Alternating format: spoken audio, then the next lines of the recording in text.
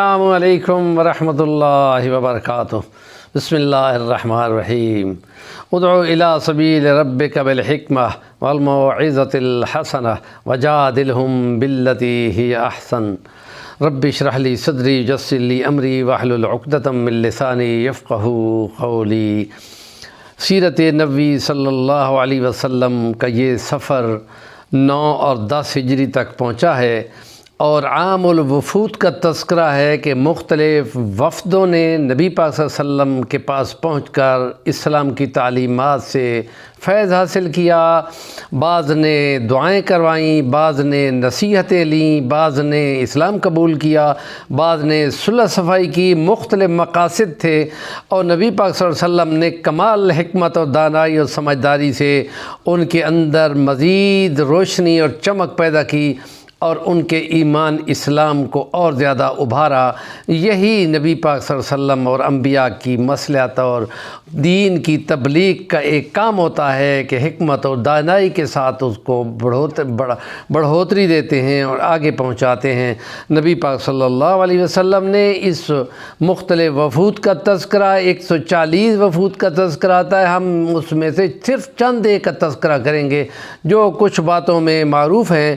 اور ترجمان القرآن جو مولانا مودودی کا منتھلی رسالہ ہے اس میں تبلیغ دین اور ابلاغ دین اور ان کام کو آگے پہنچ دیتے ہیں اور آگے پہنچاتے ہیں۔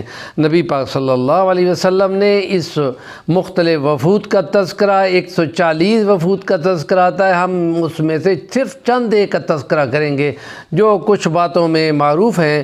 اور ترجمان القرآن جو مولانا مودودی کا رسالہ ہے اس میں تبلیغ دین اور ابلاغ دین اور ان کام کو آگے پہنچانے کے سلسلے میں جو مصالح اور مقاصد تبلیغ کے نبی کے ذمے ہیں ان کو بہتر انداز میں بیان کیا گیا ہے۔ کچھ اور رسالے بھی ہیں، کچھ اور اخبارات بھی ہیں، ان میں بھی چھپے ہیں، لیکن جو سب سے زیادہ اچھے طریقے سے پہنچتا ہو ہم اس کو لیتے ہیں۔ تو ہم یہ تیسرا ولاگ آج کر رہے ہیں۔ مختلف وفود آئے اور ان کو آپ نے ان کی تعریف کی، ان کے حال سنے، ان کی خوبیاں سنی، ان کے بارے میں اگر کوئی ایسی بات لگی کو جو قابل اصلاح ہو تو سب سے آخر پہ جا کے ہلکے انداز میں ان کو سمجھا دی کہ یہ بات درست کر لو۔ تو مثلا ایک قبیلہ عزہ ہے، وہ قبیلہ جب آیا تو نبی پاک صلی اللہ علیہ وسلم نے ان کے آنے کے، ان کی باتیں کرنے کے، خوش اخلاقی سے، بہترین انداز سے آنے پہ بہت خوشی کا اظہار فرمایا۔ اور آپ نے پوچھا کہ آپ کون ہو؟ تو انہوں نے بتایا کہ ہم تو جی مومن ہیں، ہم تو اسلام پہ ہیں۔ اور حضور مسکرا دیے اور آپ نے فرمایا کہ کون سی باتیں ہیں آپ کی جو ایمان، اسلام اور دین اخلاق پہ ہیں؟ تو انہوں نے کہا کہ 5 باتیں تو آپ کے مبلغین نے ہمیں پہنچائی ہیں، اور 5 باتیں انہوں نے بتائی ہیں کہ ان پہ عمل کرنا ہے، اور 5 باتیں وہ ہیں کہ جو ہم قدیم زمانے سے کرتے ہوئے آ رہے ہیں۔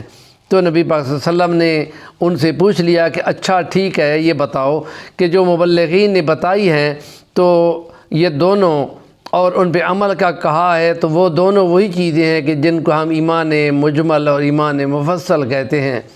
تو ان پہ 5 میں یہ تھا کہ اللہ پہ ایمان، اس کے فرشتوں پہ ایمان، اس کے رسولوں پہ ایمان، اس کی کتابوں پہ ایمان، اس کے یوم آخر پہ ایمان، اور جن پہ عمل کی تاکید کی گئی تھی اس میں کہ اللہ کی توحید کا اقرار کرنا ہے، شرک کا رد کرنا ہے، نماز پڑھنی ہے، روزے رکھنے ہیں، حج کرنا ہے، زکوٰۃ دینا ہے، اگر استطاعت ہو تو زکوٰۃ ہے، استطاعت ہو تو حج ہے۔ آپ نے فرمایا اچھا ٹھیک ہے، تو وہ باتیں جو زمانہ جاہلیت سے تمہارے ساتھ چلتی ہوئی آ رہی ہیں تو اس کا انہوں نے یوں تذکرہ کیا کہ جو اللہ نے دیا ہو، خوشحالی ہو تو اس پہ شکر بولنا ہے، اگر کوئی مشکل مصیبت آ جائے تو اس پہ صبر کرنا ہے، اور اللہ کی رضا پہ راضی رہنا ہے، اور جس میں دشمن کو تکلیف پہنچ رہی ہو تو اس پہ ہنسنا نہیں ہے، آزمائش کے ٹائم پر راست باز رہنا ہے۔ تو نبی پاک صلی اللہ علیہ وسلم ان باتوں کو سن کر خوش ہوا، پر فرمایا کہ تمہاری تو حکمت و دانائی تو انبیاء والی حکمت و دانائی و دانش ہے، یہ تو بہت اچھی بات ہے۔ چلو 5 باتیں میں اور بھی تمہیں بتاتا ہوں۔